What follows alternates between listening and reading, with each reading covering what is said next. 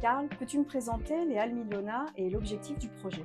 Oui, donc le client, monsieur Bringuier, m'a contacté justement pour créer donc une halle dans laquelle il allait pouvoir accueillir un certain nombre de stands, des stands gourmands, donc de la restauration. Donc c'est un projet qui a été conçu de A à Z.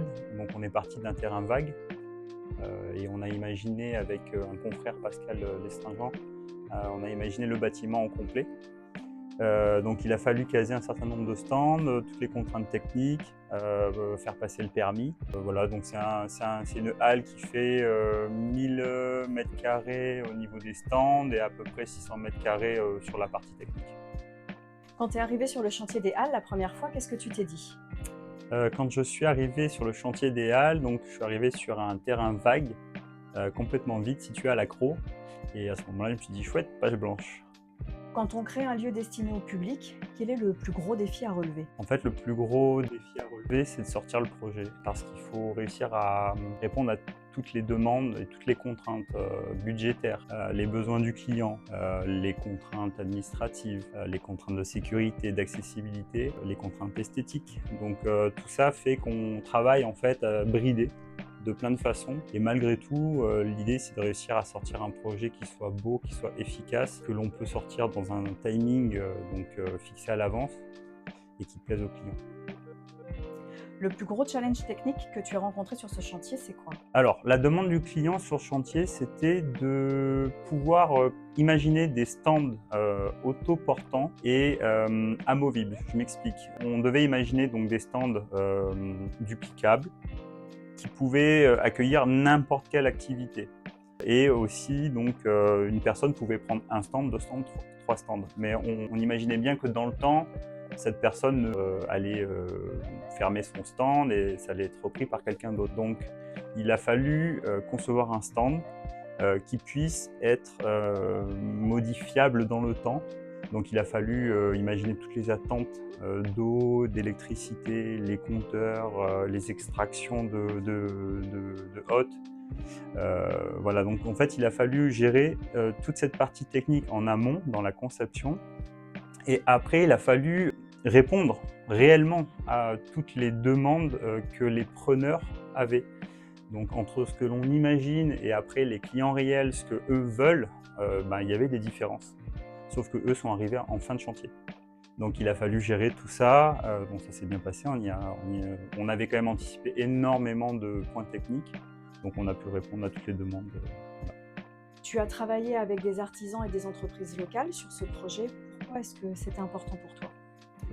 En réalité, j'exerce depuis 2009 et j'ai pris parti quasiment depuis le début de mon activité de fonctionner de cette façon. C'est-à-dire que j'ai toujours travaillé avec les mêmes artisans et idéalement local pour justement avoir cette proximité, avoir aussi cette réactivité de leur part. Donc sur ce projet-là, qui était quand même un projet très très important, on a préféré travailler avec des artisans locaux et des artisans que l'on connaissait, dont on était garant de la qualité et du sérieux. Donc on le fait, voilà, je le fais sur tous mes projets, donc il était essentiel pour moi de le faire sur ce projet-là. Quel est le premier retour de commerçants ou de visiteurs qui t'a le plus marqué? Alors le premier retour, ça a été un effet waouh, et c'était un effet voulu, et principalement sur le bar. On a imaginé justement cette halle avec des stands en périphérie, quelques stands centraux, mais surtout un bar central que l'on a énormément travaillé. On s'est inspiré de Big Ben avec une grosse tour, et on voulait justement que quand les gens arrivent, ils arrivent sur le bar pour qu'il y ait vraiment cet effet waouh. Et c'est quasiment à chaque fois les retours que j'ai pu avoir de tous les clients la première fois qu'ils sont arrivés dans la halle. Un des retours aussi que les clients m'ont fait, c'est le fait que dans cette halle-là, on ait une ambiance cohérente sur toute la halle, avec quand même malgré tout des stands qui ont pu être personnalisés pour répondre aux besoins de chaque preneur. En tant qu'architecte d'intérieur, comment est-ce que tu arrives à marier modernité et tradition dans ce genre de projet, comme il est souvent coutume en ce moment?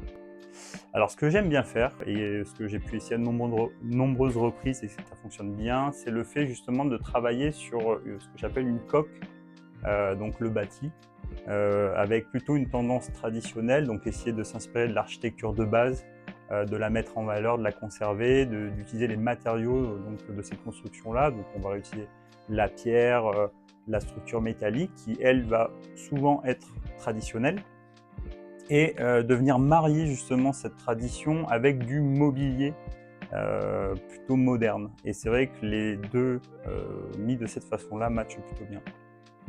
Pourquoi est-ce qu'aujourd'hui on fait appel à toi pour des projets de halles gourmandes? Je pense qu'on fait appel à moi parce que donc, j'exerce depuis 2009 et j'ai voulu toucher à tout. J'ai voulu pouvoir réaliser tout type de projet. Donc j'ai fait du salon de coiffure, j'ai fait de l'hôtellerie, j'ai fait de la restauration, de la boucherie, de la boulangerie, etc. etc. Et dans ce type de projet-là, en fait, on se rend compte qu'on a tous ces métiers, toutes ces activités qui ont des contraintes propres, techniques, de présentation, budgétaires.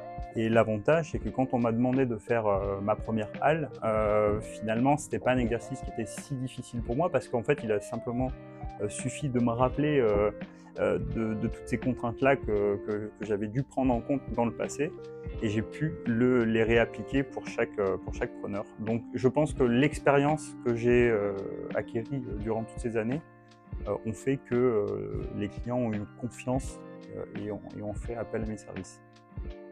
Je crois que tu as des très beaux projets qui sont prévus prochainement. Est-ce que tu peux nous en parler un petit peu? Oui, je rentrerai pas dans les détails parce que c'est encore un peu confidentiel, mais je travaille sur la halle qui va donc être réalisée sur la Farled et sur une autre halle qui, elle, est située sur Versailles. Donc c'est un très gros projet avec la BF et donc c'est un projet qui est vraiment encadré et suivi. Donc c'est vrai que c'est un petit peu l'aboutissement de 15 années de travail de me confier ce type de projet-là, donc j'en suis assez fier. Karl, merci pour cette interview. Merci. On va être amené à se revoir dans pas longtemps pour parler d'autres projets, de tes réalisations. On peut retrouver plus d'informations sur ce projet des Halles Milona sur ton site internet, Oui. sur tes réseaux sociaux, LinkedIn, Facebook, Instagram également, et sur ta chaîne YouTube. Exactement. Donc, merci. Merci à toi. Et puis pour ceux qui aiment bien tout mon travail, n'hésitez pas à me rejoindre sur mes réseaux sociaux.